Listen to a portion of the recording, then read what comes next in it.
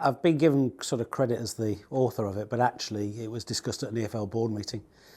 Clearly I was very supportive, and because I chair the championship meetings, post-board meetings, as one of the 3 championship reps, I've put it to the championship club. So somebody's very kindly, I think, said I'm the author. We'll find out whether it's kindly or not, depending on how it goes.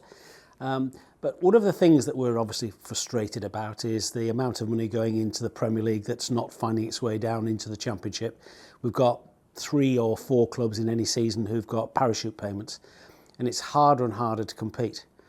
Obviously, clubs in the Championship are spending a lot of money trying to get into that top 6 and have an opportunity to get to all the money that's in the Premier League. So we discussed whether or not the National League, for example, already have an expanded system of playoffs, whether or not we take it down to 8. So the 5th team would play the 8th team in a one-off game, with the 5th being at home. The 6th team would play the 7th team, again with a one-off game at home, and then would go to the semi-final stage just like now, where the winners of those games would play against the 3rd and 4th team with a chance to get to the final and get promoted.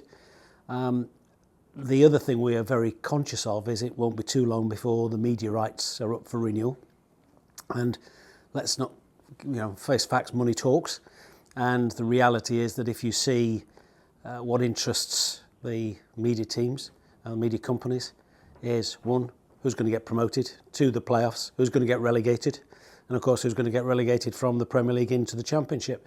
So with all that in mind, what we're trying to do is to make more games mean something for longer.